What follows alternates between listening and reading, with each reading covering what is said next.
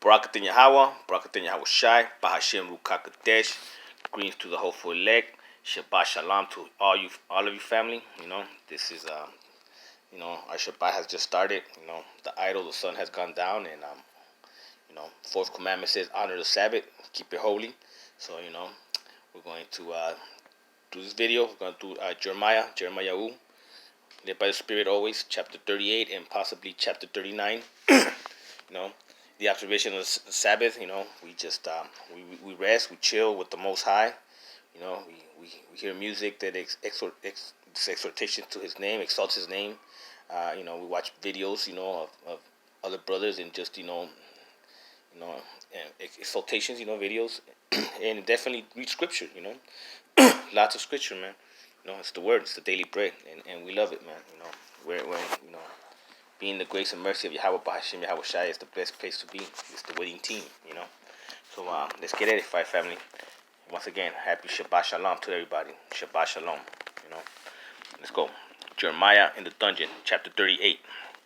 Now, Shephatiah, the son of Matan, Gedaliah, the son of Pashur, Jukal, the son of Shelamiah, and Pashur, the son of Malchiah, heard the words that Jeremiah had spoken to all the people, saying, Thus says Yahweh Elohim, who remains in this city, he who remains in this city shall die by the sword, by famine, and by pestilence.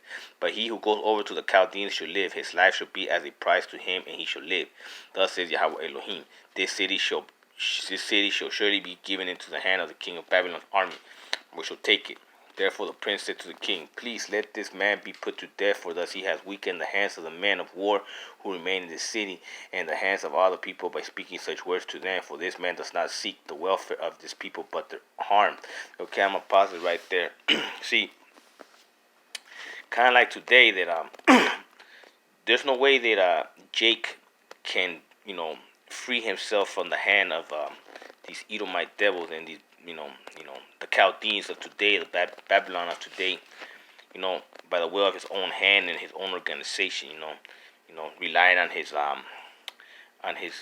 mortal abilities or disabilities, more like it.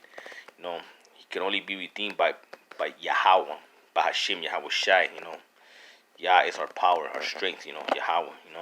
So that's why any man that's ever or any group of Jakes that ever wanted to rebel against Esau's wicked queendom or military army or government has always died, man. No avail. And the man who takes arms in the field against Esau gets smoked, man. Only Yahweh Bahashim Yahweh Shai can redeem you from him. So let's proceed. Now then Zedekiah the king said, Look, he is in your hand, for the king can do nothing against you. So they took Jeremiah and cast him into the dungeons of Malchiah the king's son, which was in the court of prison. And they let Jeremiah down with ropes. And in the dungeon there was no water but mirror. So Jeremiah sank in the mirror. Now Ebed-Melech the Ethiopian, one of the eunuchs who was in the king's house, heard that they had put Jeremiah in the dungeon. When the king was sitting at the gate of Benjamin, Ebed-Melech went out of the king's house and spoke to the king, saying, My lord the king, these men have done evil in all that they have done to Jeremiah the prophet, whom they have cast into the dungeon, and he is likely to die from hunger in the place where he is, for there is no more bread in the city. Then the king commanded Ebed-Melech the Ethiopian, saying, Take from here 30 men with you, and lift Jeremiah the prophet out of the dungeon before he dies. So Ebed-Melech took the men with him and went into the house of the king under the treasury, and took from there old cloths and old rags, and let them down by ropes into the dungeon to Jeremiah.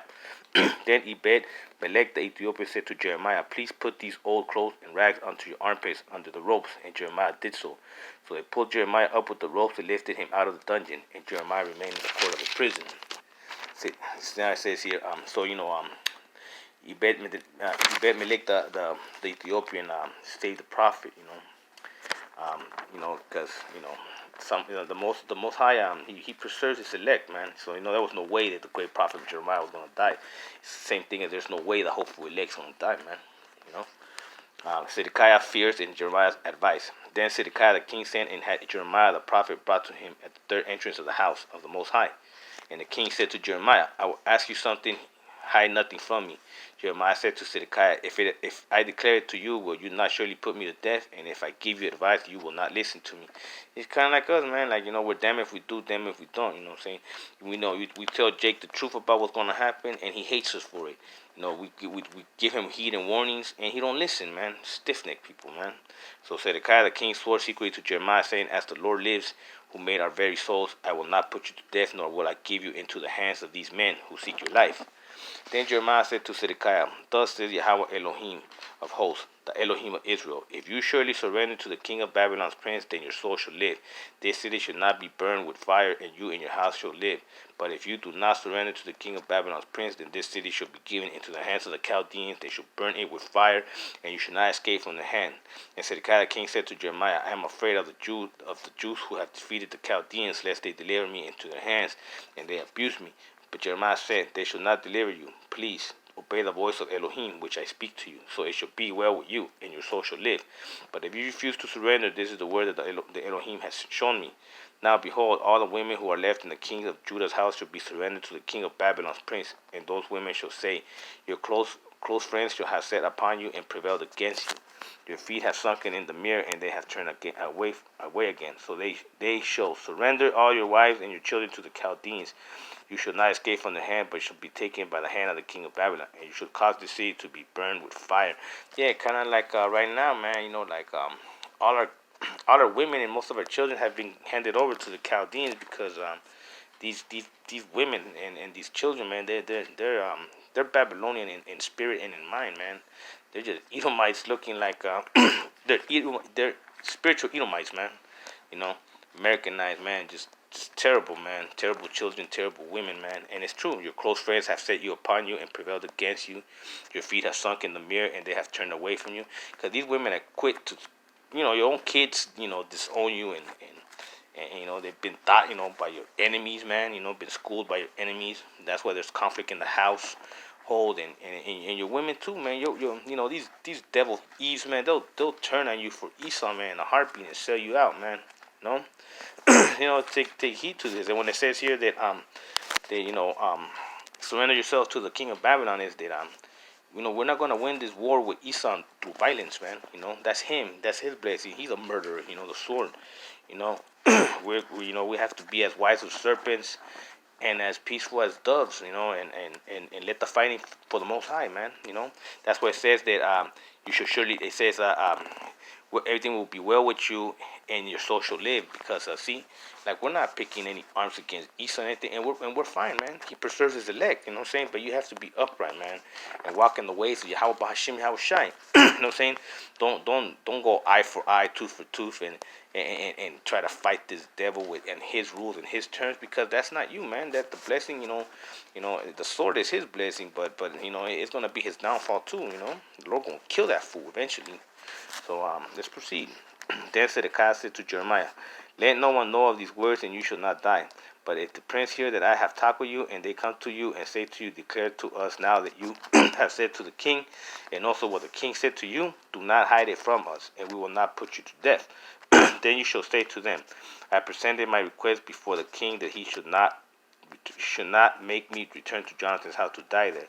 Then all the prince came to Jeremiah and asked him, and he told them according to all the words that the king had commanded. So they stopped speaking with him, for the conversation had not been heard.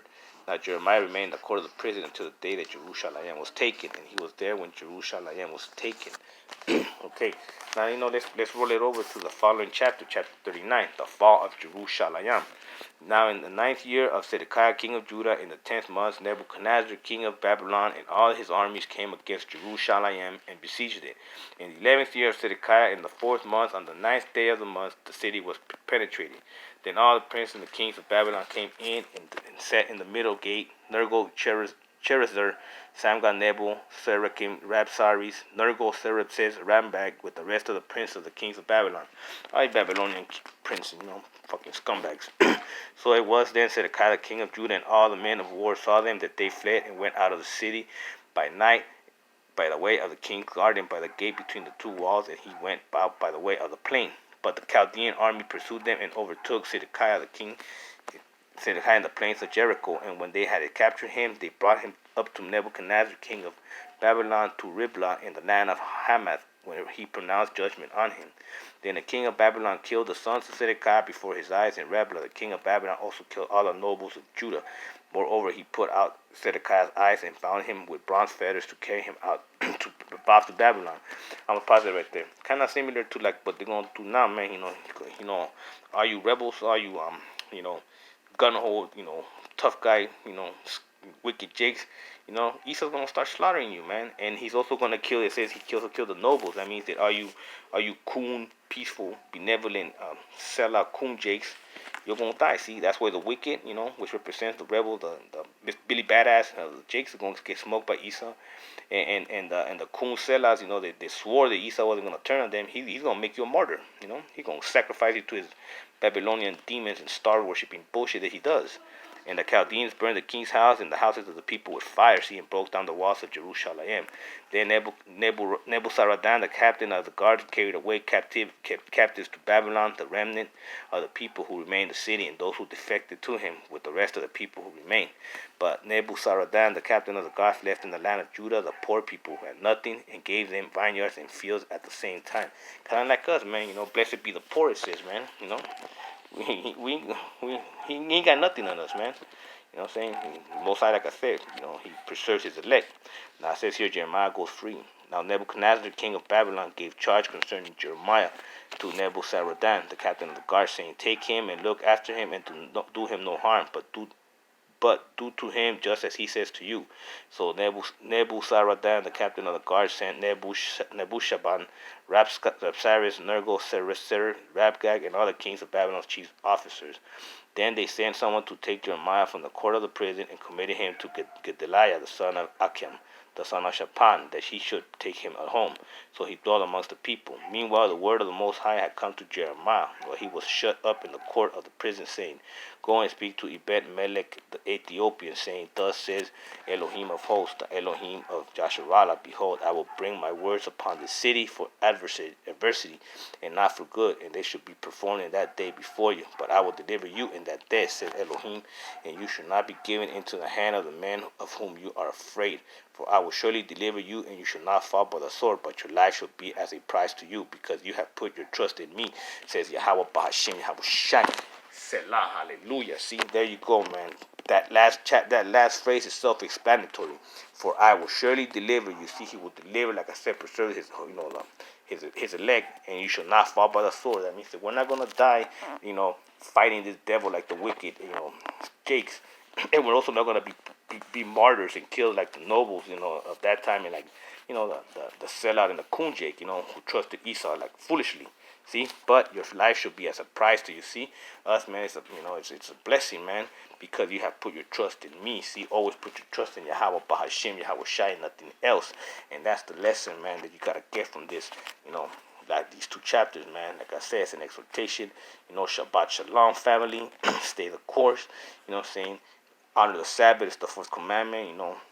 From today to tomorrow, man. Just